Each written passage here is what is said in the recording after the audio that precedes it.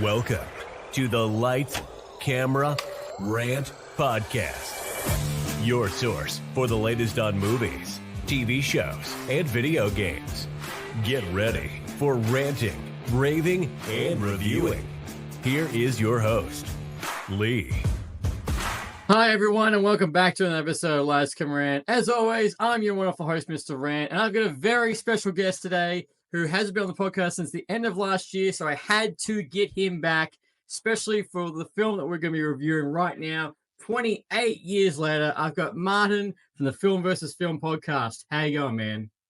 Hello there. Yes, very excited as always to be on the podcast. Nice to see you, man. Likewise. I can't believe the last time you were on the podcast, but I feel like we've recorded like 2 or 3 times for your show. Yeah. I'm always getting you on. It's Like, Lee, I got some spots available. Come on, mate. Come on, Martin. Say no more. I'm there. Excellent. Yeah. Good time. Great to be here, seriously. Yeah. Really fascinating film that we've just watched. Loads to talk about, I think. A lot of good and a few bad and some, frankly, weird stuff. As we were talking before we started recording, weird stuff, a lot of going into this. And probably on top of that too, which it's interesting is with this film is not only is this the third film in the trilogy, but it's also going to be the first one of a new trilogy in the same movie franchise. Yeah, which is really interesting. Kind of unexpected. Yeah. Certainly, I decided to keep my blonde wig and tracksuit at home, well, in the cupboard. So I wasn't on that. I'm joking. I don't have one. Yeah, he's not actually. He's not. He's got one ready to go just in case of a zombie apocalypse. Yeah. That end was quite incredible, really. Like a lot of the film was just a really great ride. In terms of horror, and it was ended up being more of a coming of age film for this teenager in Spike, where he's just trying to find his way in life, really, outside of this kind of pretty nice community. But then when he is trying to find his way, he finds Jack O'Connell's character and his gang of tracksuit warriors. I mean, the action scene in that was like really incredible, really, really slick from Danny Boyle, the way he shot it, and kind of these pogo sticks in this kind of gorge area. And then, he comes out in this tracksuit, blonde wig, and he's like, "Hi, my name's Jimmy." And I'm like, "Oh no. Oh, What happened to you? Yeah. And so it leaves a kind of a bit of a sour taste in your mouth at the end, and I kind of don't know quite what to make of that. And in some ways, it's kind of like this whole idea of, he's kind of learning, Spike, that his parents, in Aaron Taylor Johnson's character, he's not perfect. Like he's shown him the ropes of how to survive. But the fact that he's getting off with other women, getting drunk and not being the most like attentive and caring to his mother, almost like there's only so much his dad can do for his mum. Yeah, but then you get to like Jimmy, and obviously Jodie Comer as the mother who is dying, and you learn near the end that she had cancer, and it's spoilers. Her brain. Yeah, I don't know if we're talking spoilers, but spoiler.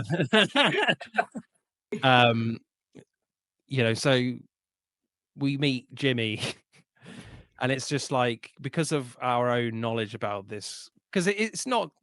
I mean, most people, certainly in my country, in the UK, you immediately think of Jimmy Savile and the heinous guy that he was, a massive paedophile.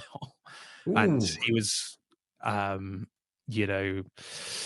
it was undetected for so long. And what's interesting as well is that I kind of saw a few reels, is that because I think Jimmy is the little boy at the start. Yes. When Yes. they're watching the Teletubbies of all things. Oh, and that attack.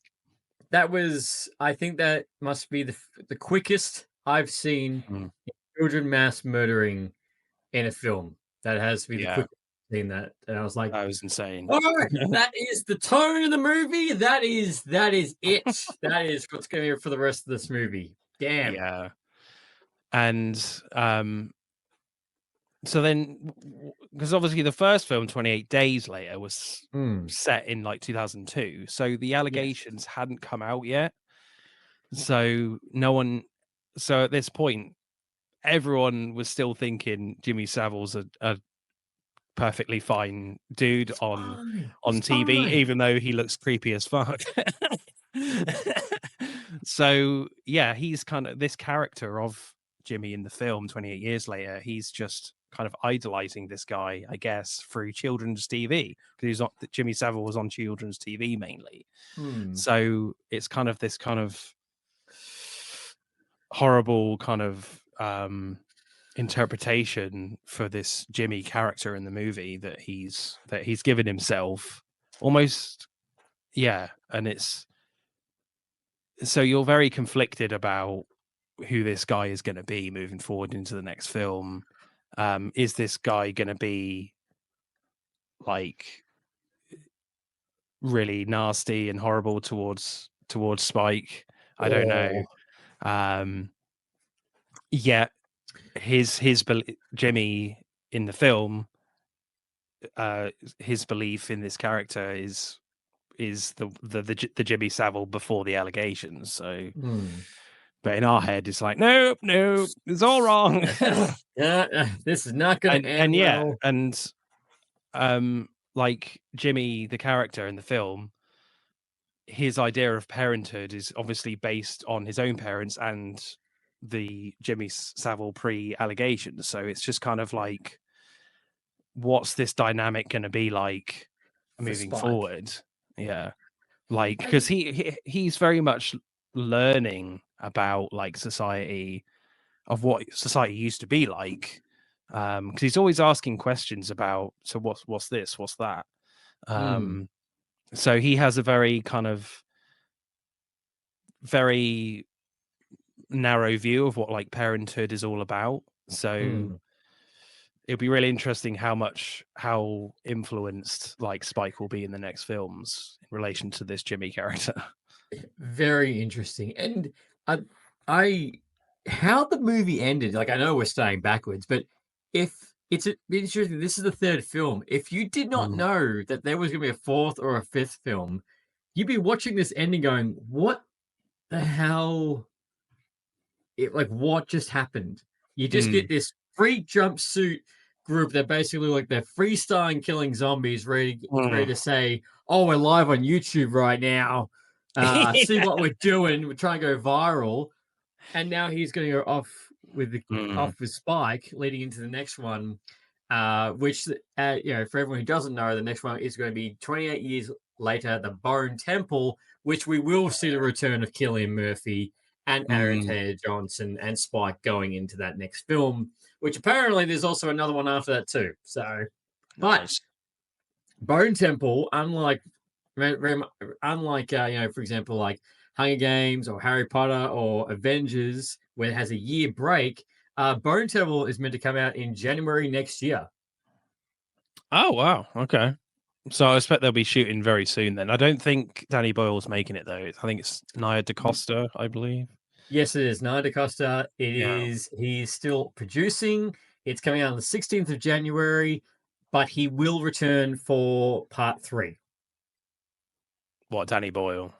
Danny Boyle will direct the last film in the new trilogy, in the 5th film of the entire franchise. Yeah. Not complicated at all. No, at all. And for yourself, like, how do you feel like you're, when you first saw this film was getting announced, were you excited for it? Be like, yeah, pretty much. Yeah, I mean, obviously, we've said that this ending of 28 Days Later leaves going into the next one in a really intriguing place. I would love to still see Ralph Fiennes oh my god, again, yes, the Codeine Man. yeah, yeah. So I hope he's in it still. Yeah, I really don't know where this next film will go. I really don't. Oh, actually, I'm just double checking. Yes, he will be back. Oh, nice. Yeah. He will be back Mm. for the next one. It's going to be really weird. What a weird, such yeah. Oh no, don't go near the doctor. He's weird. He's messed up in this Yeah. horror movie, and yet he is like the most happiest, and is almost a complete standout of the entire film. Yeah, he's full of empathy for Spike and Jodie Comer.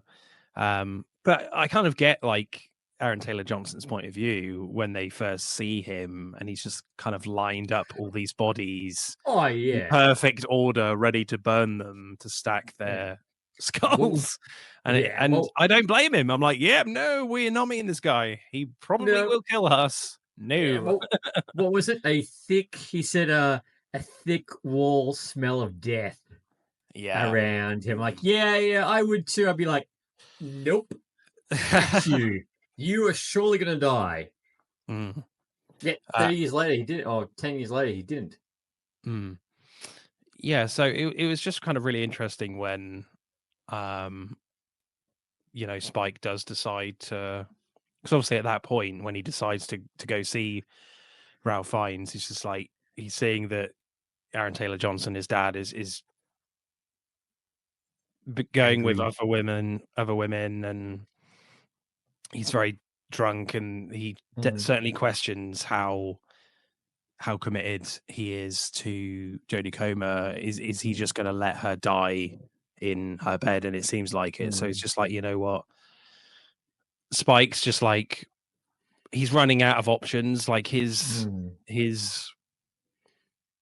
wants to know for himself. He wants to try and find out whether he can save his mum. Even though to us, like watching it, you're not necessarily on Aaron Taylor Johnson's side, but you're like, there's no real, you understand it, but you don't. I never for one moment thought that Jodie Comer was going to be cured of her condition, because then obviously they don't really specify before they meet Ralph Fiennes like what it is, but it kind of felt like some sort of dementia at the time, before Ralph Fiennes, his character, mentions that it could be cancer. Most likely is. Yeah. How did you feel about the shift in tone? Like from going from being basically a bonding coming of age story between Spike and Spike and his dad, and then suddenly shift to a mother and son emotional story halfway through. I quite liked it, actually. I obviously we spoke pre-recording that, like, are we going to see Aaron Taylor Johnson again? I don't know. I was like, the more we followed Spike into the mainland again, I was like, I'm not sure we're going to see him again, even though it feels like he's the star of the film. But no, Spike is the star of the film. Alfie Williams, I think his name is. Yeah. Yeah, all the marketing material, even the trailer, it was like Aaron's right there. And then you're like, oh, okay. But it kind of makes sense, though, because like Aaron Taylor Johnson's kind of motivation, his goal is just to get like Spike his like first kills on the mainland, and that's about it. And then just warning him about Ralph Fiennes' character, Dr. someone. It was Dr. Kelson. Yeah. Kelson. And warning him about that guy. So I think it feels like kind of a natural progression for Spike's character. The fact that, Aaron Taylor Johnson's not going to do anything for his mum. Like no, he's either just going to just drink and have fun while he can, don't blame him for that. And Well, just do what he can. post-apocalyptic. Yeah, and do what he can for his mum, because there's not a lot of hope really. But because Spike is such a kind of an innocent character and still very intrigued about and just wants to know more about what this world is, it makes sense that he's goes out on his own with his mum and just like, you know what, I'm going to do whatever I can to help my mum, because that he doesn't know any better. Yeah. You know, so for me, I think it makes sense. Right. I just feel like I don't really know where else the film would go, other than like your traditional thing of that you see a lot in like zombie stuff, which is fairly effective, I would say. Like all the infected kind of band down the causeway at like low tide, and they just attack the walls of the village, you know, which I'm glad we kind of didn't see, because we kind of see that a lot, certainly with zombie type shows and films and stuff. So 100%. I was either half expecting that to happen, that he would run back with his mom after she's cured, but the zombies will follow him this time, or it was going to be that the alpha would get into that area where he is with Kelson, but then and Aaron Taron Johnson would come out of nowhere to help him, and they will have like a family moment,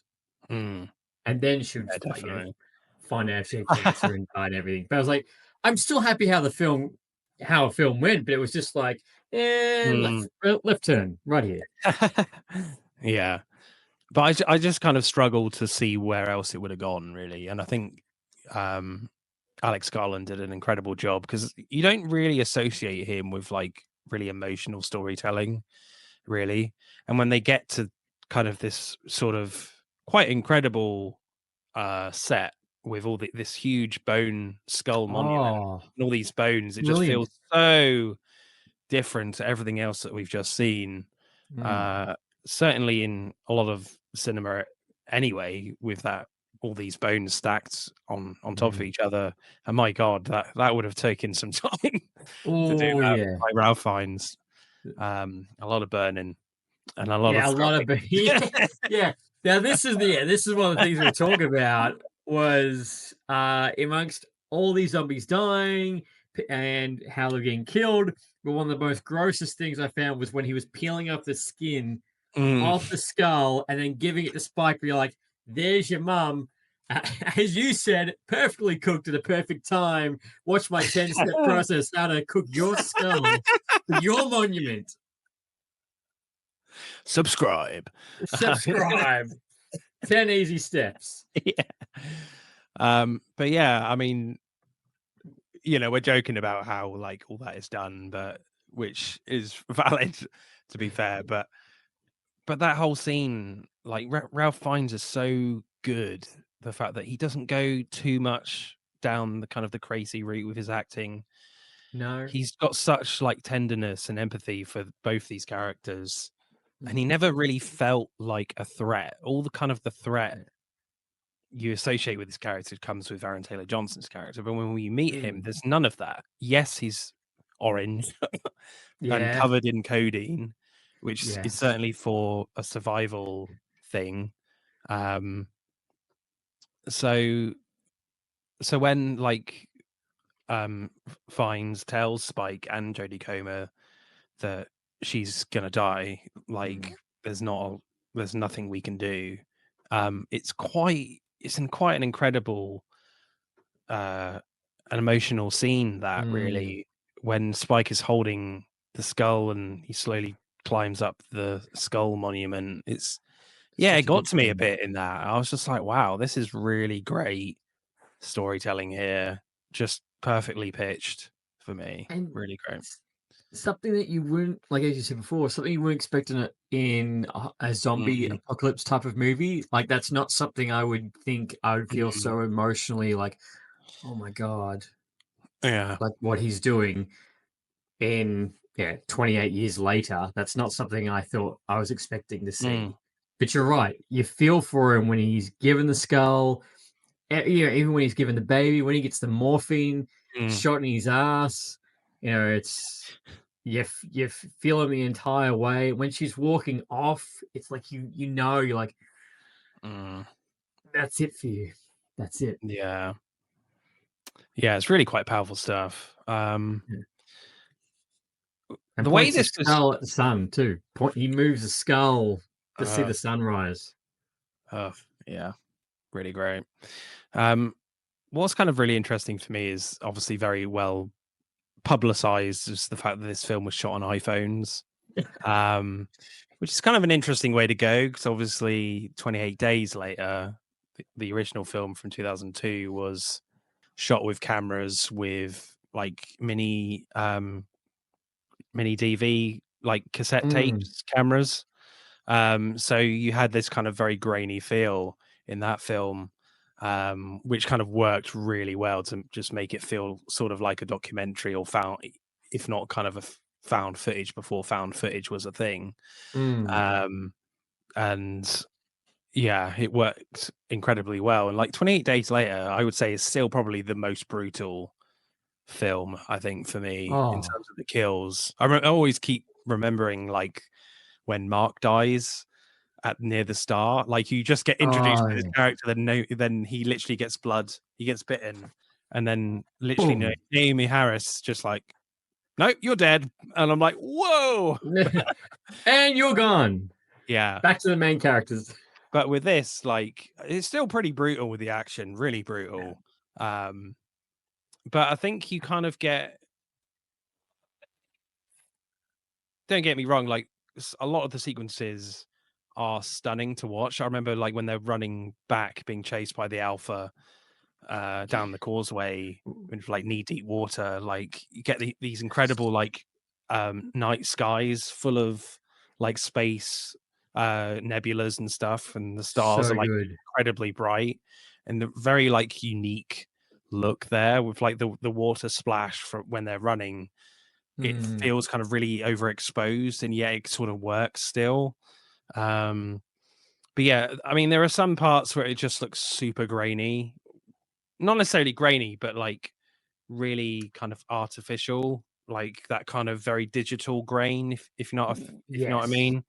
Yes. Certainly with kind of some of the just normal talkie scenes in the village with some of the older characters with Spike. It just, I think maybe it just struggled with low light. I don't know, but I think that sort of thing kind of bothered me a little bit. I'm like, there's no reason for this to be like super, to look kind of this way. Because I mean, it's not like they just picked up iPhones and just held it up, you know, to the actors. Yeah, you know, it's still, they still made it like a proper movie, you know, tripod. They had like massive lenses attached to the iPhones and all. They had all the gear still, obviously, to make a proper film, but you could still feel like the limitations of what iPhones, of what using iPhones will give you, really. But the, you know, the looks are still kind of gives you kind of similar vibes to that first film. And also it's just some of the camera angles like they can get with such a small camera was fucking amazing, to be honest. Have you seen it's funny you actually said it. Have you seen the behind the scenes photo with the iPhone where they've put like 30 in a curved angle for a scene? I was like, that's sick. Yeah, like just like on a table. Yeah, like on a massive dish. Yeah, that was cool. Yeah. So it got like really inventive, and like some of there were loads of angles. I feel like just for like normal things. I think there was just like one bit where Jodie Comer is just like lying down or just turning around when she's on the floor or something, and it feels like very visceral, but because the camera's just like right on the floor as she's like on the ground, and it's just like, whoa, okay, you know. Boom. So I kind of loved all that sort of thing. What was interesting as well, like pretty much every single kill with an arrow, like there's a freeze frame. Yeah, and it kind of reminded about that. Yeah, it kind of reminded me a lot of when you kind of take photos with your iPhone. Sometimes you can use like this live photo mode, so you can pick like a photo of what's kind of the best one. Oh yeah, true. Yeah, so it's just kind of like Danny Boyle was just scrolling through Which shot do I want to use? Yeah, for the kill shot. Yeah. And freeze frame that. Yeah. And that was your Letterboxd review, and I like as I was saying before as well. Like I think that was one of the best. It's just a small detail, but it was cool. Like it wasn't like super gory when they got killed, but it really made an impact. That like, boom, you got him. Boom, it's in the heart. It's in the head. And I also did think, I'm like, wow, the zombie apocalypse would be really short with Hawkeye. Yeah. Or like, you say that. I don't. Have you seen 28 Weeks Later? For a very long time. Yeah, Jeremy Renner's in that as well. There you go. But yeah, spoilers. He gets burnt alive. But he does. Didn't have a bow and arrow. Nah, just a gun where he runs out of bullets. Oh no, the zombie apocalypse. Mm. No, but yeah, it's just small details like that. The creepy zombies, the fat ones that were crawling on the ground. They were gross. Yeah, that was really great because like sometimes they literally mounted the iPhone on the back of one of them, so you're just kind of like riding on this huge thing. Fat, yeah, like, that was before this gray brown, almost translucent skin. You're riding on the back of this dude. Yeah, you're at the bottom of the pecking order for zombies, aren't you? Like you are the base zombie, and then everything's up from there, which we get with the alpha zombie, which is this massive, tall, steroid-induced zombie that's chasing them. And for some reason, which I understand it's a zombie apocalypse, but just the fact that he's got a massive dong that they, camera really does focus on it in the train, but you can't really miss it. Yeah. Like that's running at you. Yeah. I mean, that's one way to slow himself down, really. I mean, the swinging there, that must be getting in the way. Yeah. But I kind of I do kind of really enjoyed this kind of idea that there are all these different types of infected now. Like in the first two films, it was just like they just got rage, that's it. But with this one, they're all naked, but you're like, yeah, that makes sense. 28 years later, all their clothes would just be gone and decayed off, ripped off. Yeah, they would evolve. That makes sense. Yeah, like these alphas feel like they have evolved. Like the rage virus is just kind of, as you say, that it's so much that they're on steroids. The rage virus has just evolved into giving them the steroid power of strength. That they can rip the skull and the spine from their victim, which we see twice. Yeah. Three times. Yeah, that was kind of insane to watch. Very visceral. I mean, could a normal human being do that? Absolutely not. But like, even if the strongest normal human being, like, I don't think could ever do that. But I kind of don't care. It still looks amazing. It definitely reminded me of like Predator, where he does that in the first film.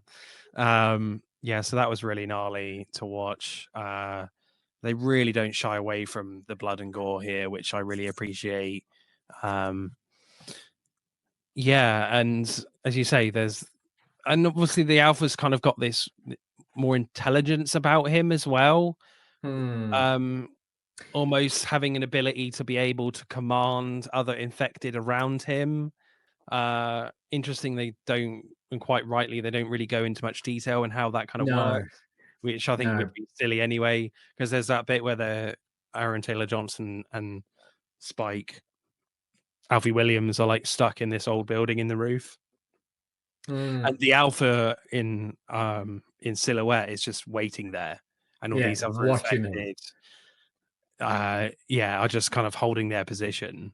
Or is it just him? I can't remember. But yeah, it's quite creepy that. I think it was just him by the tree. He's just watching them.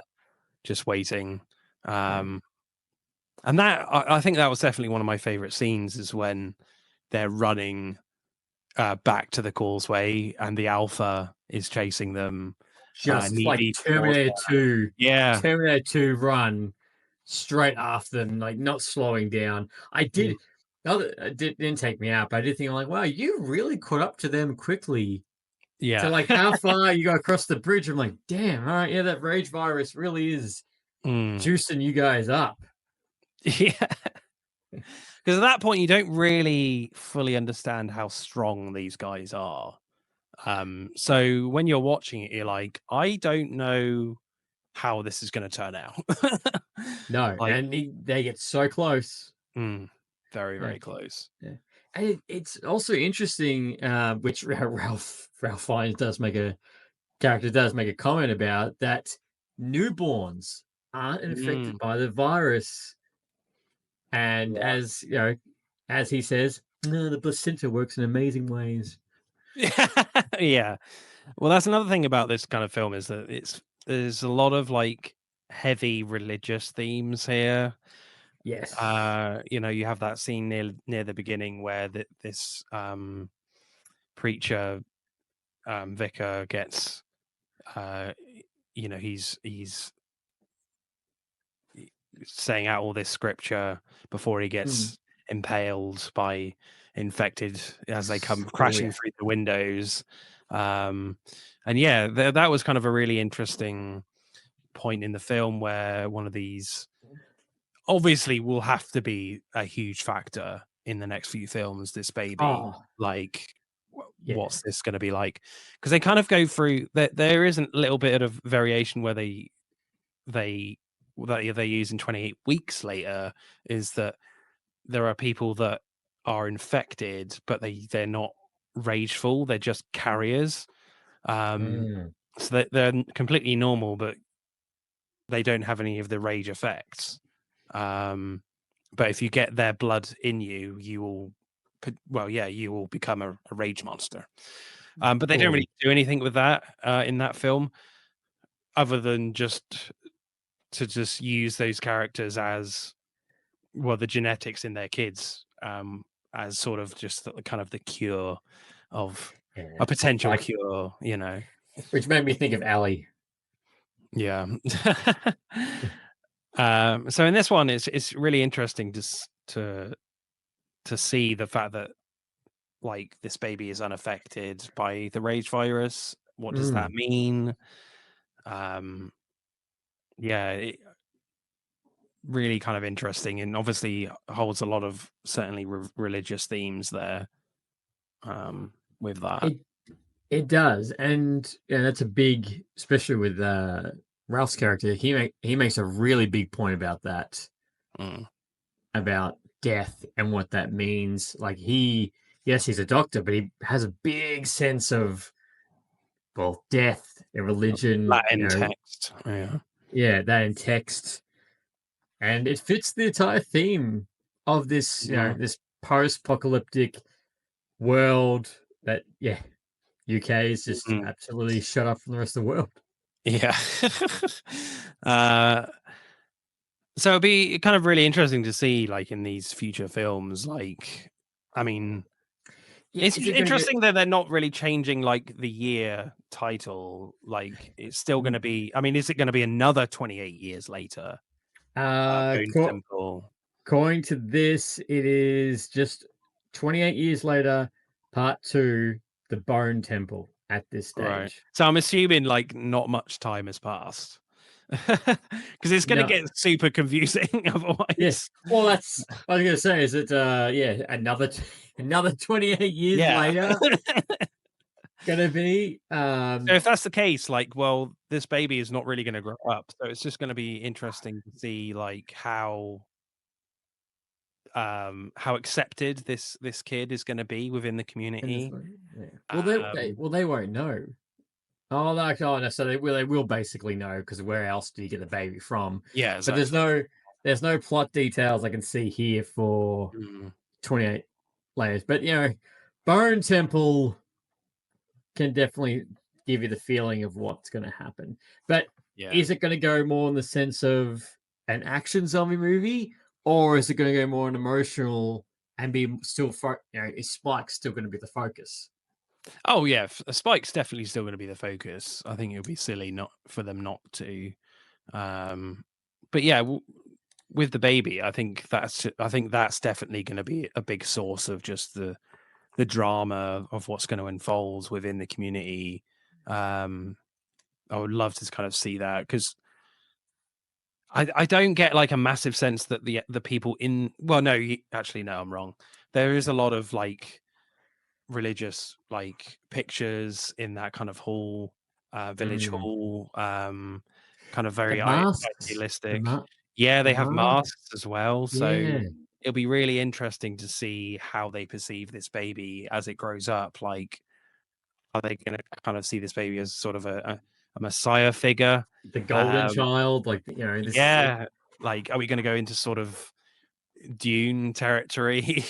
Yeah. With Oh, how kind of Paul Atreides is seen as yeah. for good or bad. What's that's the guy's name that he's like, oh, he must be the Messiah, like from Dune. The guy who's preaching him, saying, "Oh, he's the Messiah. He is the chosen one." Yeah, Javier Bardem. Yeah, yeah, it has to be him. Yeah, he has to be cast in the next film, please. Thank you. That's it. Yeah. Oh, this character again. Okay, Yeah. I'm He's pretty the good at Messiah. that. He's a very naughty boy. Yeah, yeah, too. Yeah, that too. I'm not the Messiah. Yeah, only the Messiah would tell you he's not the Messiah. No. But you're right. Like, what's going to happen with that baby? How much time is going to pass? Because right now the cast doesn't include Spike.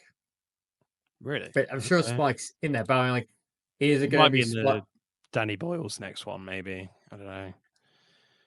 Yeah. Well, that's nothing about Spike. That's what I'm saying is, depending on the time that passes, is he going to be recast to be an adult? Possibly. I hope not. No. But we'll see. Yeah.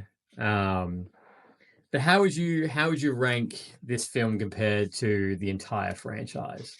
It's interesting because I was like, up until the weird Jimmy Savile scene, I was like, this is fucking amazing. This is probably my favorite one. But then when that happens, it just kind of just left me feeling a bit flabbergasted. I'm just like, what? What did I just watch? It does kind of hang together, I think, for me, with certainly with the themes of Spike growing up, he making his own decisions, he's going into teenagehood, he's still learning about what kind of how he sees adults in terms of parenthood, etc. But it's still, I know a few people already that don't like that end. Yeah, For me, I would still say the first one is still the best. The first one is definitely the most brutal, and like towards the end of the first one, it's just some really interesting moral dilemmas they go through. Because if you remember, like Christopher Eccleston is he's stuck with these military guys that are under his command in this kind of grand house that's kind of all booby trapped with mines, all wired off. But when Cillian Murphy turns up with Naomi Harris, like they basically want to rape them, to repopulate the earth. Yeah, and it's just like, why you're here? It's like, because they, in some ways, they kind of don't want. I mean, they want to have their, because Eccleston is just like, yeah, I promised them women, and it's just obviously a horrible thing to say. And his kind of intentions are kind of, in a way, right to repopulate the earth, but like you want to do that when society is rebuilt. Yeah. Not straight away. No.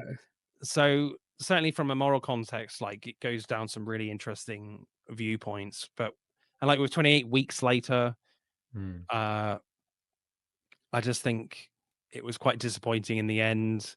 Like a lot of people die in that film, but you end up don't really feeling much for a lot of the deaths. Isn't they're not particularly very well earned, and it's such a shame because like Robert Carlyle is such a fucking great actor for me, and he's wasted. He becomes infected like halfway through, and I feel that there's a really interesting moral situation there. The fact that he lied to his kids about what happened to his mum turns up, and you're like, yeah, his sorry, kids. But they kind of throw all that away by killing Robert Carlyle. Well, he becomes infected, and it's just like, you're throwing away just like really juicy drama here. And then with the this main thread. Yeah, and then with this, like it's such a great coming of age story for Spike. Really emotional, with just kind of a very strange cliffhanger to set up the next films. So I think The Edge, not by much, but like the action in 28 years later is still really fucking great. Like really visceral. Like this is like the perfect way to just do like handheld camera stuff as well. It made the infected feel really dangerous, even to a certain extent, like the really fat ones that literally can only crawl. And like one of my favorite scenes in this was definitely when they're kind of when Spike and Jodie Comer are like resting at this abandoned church, this ruin, and this big one, this fat one, is crawling towards Spike, and you're like, and he's getting really close, and you're like, okay, what the hell's going on here? You're really not sure whether this is a dream or not. Well, I wasn't either. I wasn't at all whether sure. Is this a dream? Okay, wake up. Please wake up now. Yeah, right there.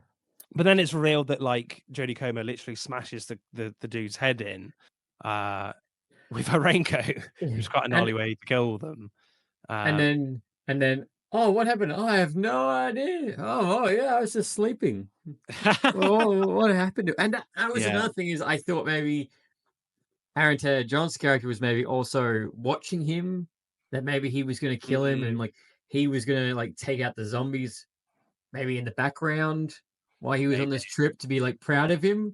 But I like the twist, the fact that it was her that killed. Yeah, because that's what would happen in a normal, well, not normal, but like more of a conventional way of doing things, and more of a conventional narrative is that yes, we haven't seen Aaron Taylor Johnson for a while. He's going to turn up and save the day at the moment, and then it would just completely undercut everything that like Spike has done. And like, okay, right, yeah. So with a lesser filmmaker, that definitely would have happened, because you're like, okay, we need our star in the film a bit more now. Like this is perfect time for him to come up again. So I'm glad that didn't happen. But I would also say with this one, it's definitely the most experimental. Like and it's very much set in a very particular time as well, because I don't know if you know, but there's a few images where you have this great beautiful vista of this sycamore tree in this kind of valley, and it looks very picturesque. Do you know what I mean? It comes up a few times. This one single tree. Yeah. In the new, I think a few years ago, some vandals cut that down. Oh, yes. So that, including that, was very specific, apparently, in this film, to put this in a very much a certain time period. And also you get a lot of scenes of these kind of medieval guys like shooting arrows and stuff to kind of give it a very like timeless quality, that with the music over it. And it was like, and get up again, and get up again, get up again. Yeah, that apparently that's a very kind of old poem. I don't know too much about that, but yeah, it definitely kind of gave it a very timeless quality that like, and kind of brings up this question of just like, is society gonna come back to normal, or is this it? Like, are they actually just gonna have to survive like you would in the medieval times? Yeah. You know? As shown with Eric and Spike, yeah, I think Mm, that's just what the world's going to be yeah. for this moving forward, and especially that little town. Like, so lucky that they're on a town or an island where Mm. it's it's trapped by sea. Yeah, I mean, I really love that idea though with the Giant's Causeway, the causeway. So Yeah. it's literally only accessible, or you can only leave at certain times of day. Mm. So it's like only like a 4-hour window that they have. I think Mm. Aaron Taylor Johnson mentioned. So Yes. just a great kind of device to create a lot of tension there. So yeah, I love that. The running scene. Yeah. Yeah. And well, yeah, as I mentioned with Eric, like his team, they're only just patrolling, and the fact they get stuck on the Mm, mainland and then they get picked off one by one, and the intense tunnel scene as well that when they was all walk pretty down epic. there. And not just is it just just the normal infected, it's an alpha straight up in the middle, Yeah. rip, and here you go. Yeah, I think that was definitely the one genuine like scary moment when the alpha Yeah, just comes right up against the screen and kills all right these there. Swedish dudes. Yeah. My only thing, I mean, the whole sequence as a whole was great, and when they get out of the tunnel and they're just getting picked off one by one, One by one. and you just don't know who's going to die next. That was just so well done. But Mm. my only thing was it felt a bit abrupt that you go from Spike to then we're just with these soldiers. It just felt a bit abrupt to me. Did Mm. you get that feeling as well, or did you not It, mind that? I didn't mind it, but I very much like the tone shift. It was shift halfway through the movie. It was like we just got this nice Spike walking through the garden, and then boom, here's 6 military guys just boom, boom, boom, boom, straight up, and Mm. we get into an action scene, and a lot more comedy too. A lot more comedy than I expected in this film for a Yeah, zombie movie. uh, yeah. I can't remember for the life of me any of the funny bits right now. Um, Oh, when she's like, when he's like, "What's wrong? What's wrong with your wife? Like your partner? She looks like she's been bitten by a puffer fish yeah. or stung." And he's like, "There's nothing wrong with her. It's just her lips." He's like, "Oh, Oh yeah, the picture that was funny. yeah." And that's just like something small like that. Just to think, like, oh, that's right. Spike would have no idea what that is. He has no idea what Yeah, this what the brick is showing him. yeah, And the phrases that he's telling him, he has no idea about. yeah. And he's completely right. Yes, yes, he is. Yes, he is. Yeah, but we were saying off mic as well. As soon as Eric turns up, he's just acting like quite a bit of a dick. Maybe understandably, but you're very much just like, yeah, you're going to die in this film. Yeah, he does. In an extremely the most brutal way, with his spine being ripped out, with his skull still attached to his spine.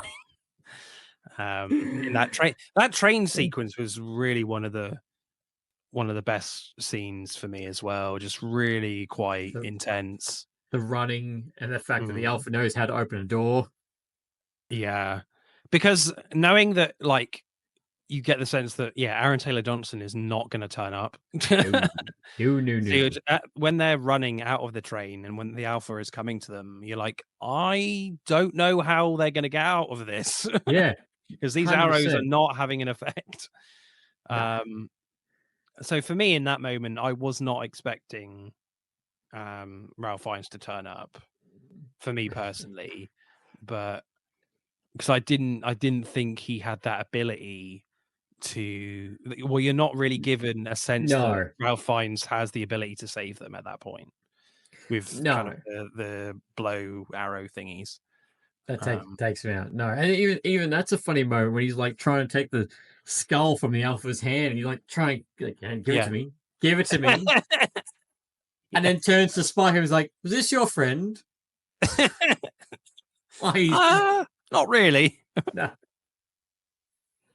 No, but it was a good introduction to the character, and even he's on screen for 30 minutes, 30 minutes or an hour, Maybe less. Yeah, I would say.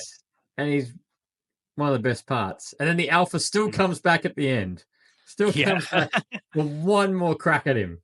Yeah, you definitely get this very much Terminator feel as well. That like, is this guy kind of unkillable unless you have like a giant fucking bolt that's on fire that impales him on that causeway, which is really great. I was like, wow, this is awesome.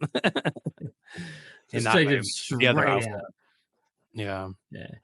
And as you said, the creepiness of the alphas, that they were just unlike the second one we see, is they just stand and watch before they do the Terminator run. Yeah.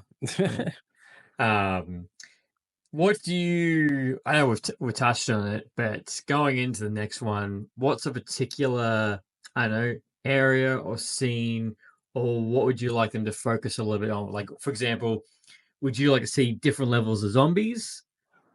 Or would you like to see the kind of the story that's been laid since 28 weeks later? They're on the board to find a cure. I'm not particularly interested in kind of the cure stuff. I think it's kind of boring. Just don't. You stay in that hell.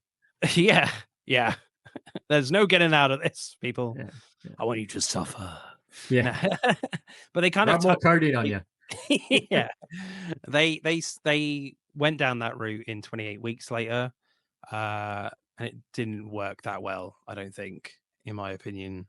But I must say, with 28 weeks later, one definitely has one of the best sequences, though, in that opening sequence in 28 weeks later. If you watch it again, like, you watch it for that opening scene, great. Yeah. But yeah, moving forward with the franchise, I definitely want to see more of Ralph Fiennes, to see more of why Aaron Taylor Johnson and others like feared this guy to begin with. Like, there's got to be more of a fear factor of why they just ran off, other than just seeing like all these bodies, which obviously is a perfectly good reason to run off after seeing all that. But I feel like Ralph Fiennes definitely can bring us more for that character, because we know he's such an incredible actor that I think, as I said before, like, there's a touch of the crazy in there with him, but I don't think you saw a lot of it for me. And I think there's definitely more darkness to that character that would be worth exploring. And yeah, as I said, like the kind of the character dynamics between Jimmy, Jack O'Connell's character, and Spike, to see how that develops, whether he is going to be part of that gang or is he going to be more of a prisoner, being kidnapped. To see how that develops. I you know what, I just think that, like, a lot of these characters are just really great. Like, I know Aaron Taylor Johnson gets a lot of criticism that he's sometimes a bit of a bland actor, but I think he's really good here, and I would love to see more of him. I mean, I love that little bit where he's just like running out of the village onto the flooded causeway, shouting for Jodie Comer. It's a shame we won't see Jodie Comer again, because she's an incredible actress. One thing I found like really interesting as well is the Geordie accent. Did you recognize that it was a Geordie accent? No. No, I was a bit like, interesting accent, to say the least. Yeah, because I've been to Newcastle recently. It's that is quite a choice, quite a challenge for the actors. That is a very specific accent that they're going for. I'm not going to attempt it, because it's very specific, very difficult. Because Jodie Comer, at first I thought they were all Liverpudlian, but then when I saw the Angel of the North, when the Angel of the North turns up, I'd be like, oh, okay, they're Geordies. Because that's that side of the country, northeast. Yeah, that's a really specific accent, and if you look at like a lot of British cinema, just mainstream cinema in general, like this one is, like, if you're going to go northern, it would be more like Yorkshire, like your Christopher Eccleston in the first film, your Manchesters, or even more you never hear the Geordie accent. So that was quite amazing to hear, really. She's It want would to be go in really a different interesting to direction. see how many people actually figure that out who are not British. Probably only like, only Bruce or know Yeah, that. probably. Yeah. What's funny is like I halfway through the movie, I was like, you look really familiar. There's something I've seen you in recently until I realized, oh shit, you're the chick from Free Guy. Oh yeah, Jodie Comer. Yeah, she started out on a really great TV show called Dr. Foster, and then from there she just skyrocketed. She was in The Last Duel with Ridley Scott as well. She's done quite a lot of stuff now. Right, yeah. It feels like. And I'm pretty sure she's very happy that she's also was Rey's mother for a cameo in The Rise of Skywalker. Sure, she loved that. Well, I'm sure she loved the paycheck. Oh yeah, loved it. That's right. And of course, she that... was in Law and Order UK. No shock. All right, but certainly the thing that brought her to stardom was certainly Killing Eve. That was the thing that put her on the map, I think. Did you ever watch that show? No. So good. Oh, is that? Yes, I know what you're talking about. Yeah. First season, comedy gold, like incredible dark humor done to perfection. Yes. Written by Phoebe Waller-Bridge. Every season after that is a bit of a letdown, but that first season is amazing.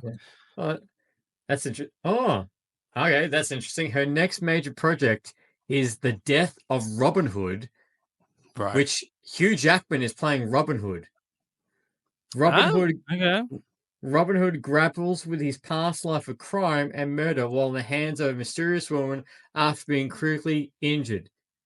So is this meant to be like old man Robin?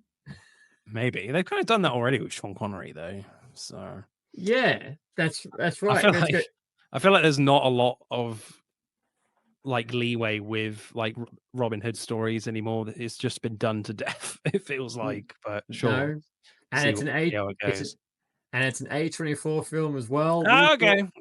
Gives me a bit of hope, but still, like, what? I was just saying, does that help? What else can you do with like Robin Hood? Seriously. Yeah. With Bill Skarsgård, apparently, 2026 for such a random connection of a movie that's coming. But also, kind of like moving forward, Cillian Murphy, like how much Danny Boyle has teased that he will bring a big impact into these next films. Yes, I think I can't remember whether he's going to be in the next one or just the third one. I'm not sure, but it's the next one that he's currently in. I'm just looking at it right now. He will be in the next one, and the third one as well. Yeah. So obviously, at this point, he's been a survivor for a really long time. Just with the kid in that and Naomi Harris's character. So will we see those characters again? That'll be really interesting. Like, how far have they developed their own kind of society? Have they met new people? There's just a lot of questions around that character, because the last time we see them, like, I mean, are they going to be involved with the military? Because the last scenes in 28 Days Later is that they put out this huge sign saying hello in Scotland, and this British fighter jet, I think is a Harrier, that just goes by. And that's it. Yeah, so it'll be really interesting to see where we find Cillian Murphy. Is he going to be kind of high up, sort of in this world as a military figure, or what? So we kind of learn in that film that he is not afraid to kill people. I mean, he killed like a boy as well, and he's a bit of a badass as well. Like at the end of that film, taking out all these soldiers, and they very much make out that like Killian, probably unintentionally, but he feels like such a stealthy dude killing all these military guys at the end. It was kind of funny, but it looked amazing. But like, oh, where the hell did you get all these stealthy moves from just being like a bike courier? Yeah, where did this all come from? Yeah. Well, yeah. All the cast right now is that the confirmed cast is Aaron Taylor Johnson, Jimmy, Cillian Murphy, Cillian Murphy, Jimmy's cult friends, Kelson and Spike. Like that's all it's confirmed right now. So yeah, maybe Naomi. But yeah, you're right. It's like, where's his character going to fit into this, and how are they going to meet up? Like, are they going to? I'm surely they will meet up together. But how are they going to get together? And is it going to be more alphas? But I definitely think 28 years later definitely set something very interesting moving forward for the next trilogy that's coming. At the same time, just a weird entry in this franchise world. Yeah, it's interesting because obviously with Jimmy's character and his gang of tracksuit dudes, tracksuit mafia. Yeah, little zombies. Yeah. I mean, with a lot of like zombie stuff and zombie TV shows like The Walking Dead and The Last of Us, there's always kind of this weird sect of people like the Seraphites in Last of Us, heavily religious. They just wear brown robes, they're all bold, they have scars on their faces, and there's all types of different weird groups in The Walking Dead. So that's why it was kind of really surprising when we see these guys at the end of this film, that because it felt like this franchise felt different, that they weren't going to go down this route of having a group of characters that were going with the weird type trope, but now they are. So like, how are they going to do this kind of differently moving forward, other than what we've already seen at the end of this? So it'll be really interesting to see how like different that feels compared to a lot of this sort of thing that we've seen before in other zombie stuff. And what direction it's going to go into, and especially like as I mentioned, is that we're getting it. It's only 7 months away. Yeah. So yeah, because they've mentioned the fact these two films were shot back to back. Is it shooting? Oh, is it shot back to back? They're shot back to back. So yeah, both this and the sequel being shot back to back, but there's no official release date or title at this stage for the third film. Right. Okay. But it's under the impression it will be Bone Temple Part 3 or Part 2, whatever you call it. But yeah, these two films have been shot back to back. Interesting. So they obviously have a clear plan what they want to do. So is Alex Garland writing all three? The next two? Yep. Oh wow. Okay. Yeah, he's writing the next two. Taking error from Dan Boyle, actually return to write the screenplay. Yep. Oh wow. So they've definitely got some really big ideas in the pipeline. So I feel like someone like Alex Garland never does anything small, really. There's always a lot of like really big ideas with this guy, so that kind of excites me that he's doing all of them. Yeah, along with Danny Boyle doing at least one, because he's such a creative director. Oh, 100%. Like as we're talking about him, just as a quick snapshot for people who are listening and watching, is the fact that he's we're talking about. Oh, here we go. Yeah, I was like, we're talking about Trainspotting, 127 Hours, Steve Jobs, Sunshine, The Beach, which is a weird movie. It's good, but weird movie. Yeah, I haven't seen that for a long time. Yeah, I remember the first time I watched it, I was like, what did I just watch? What? I know there's a beach in it. Yeah. I know there was a shit ton of controversy with this film because something to do with they filmed rights and stuff like that, which caused issue. Yeah. Oh, that's right, because they damaged the filming location. Right. They damaged it. There was a whole big thing about that. Yeah. But no, and especially with Trainspotting, which if you've seen Trainspotting, that's a weird movie. Oh yeah, very Scottish. Yes. Scottish. Yes. I had my old man. He's like, Basically normal life in Scotland. That's Yeah, just an average Saturday night. yeah. Even the part where he climbs into the toilet. Yeah, normal Saturday night, mate. So real life. Yeah. Well, Martin, any final words for 28 years later? I am just so excited to watch another Danny Boyle film because I just feel like it's just been too long since the last one. Yeah, he's done a great job as always. Yeah, I love this. I desperately want to see it again just to see how that end kind of hits me again. Yeah. Yeah, I really loved it. Great movie. Yeah. I can't agree more. Absolutely solid. Interesting with this tone shift, but it does pay off in the end. If you're looking for a typical zombie movie, this does not hit that niche, but it's a refreshing entry into oversaturated zombie genre, which we can feel today, especially with the Last of Us TV show. But look, man, I want to say thank you so much for coming on this episode. I really do appreciate it. You're the best man to talk about these type of movies, and I can't wait until you come back on for the next one, which we'll do, which you'll be back on for January when we do the sequel. Yeah, absolutely. Yeah, definitely up for that. Thank you very much for inviting me again. It's always a pleasure talking to you, Lee. And I'm sure you'll be back on my podcast again soon. Deal. Yeah. To boost your scores. I really need to. And if everyone listening, also go check out the scores because it is depressing. But as always, until next time, happy ranting. Bye. Thanks for listening to Light, Camera, Rant. If you like the show, don't forget to subscribe so you don't miss a single episode.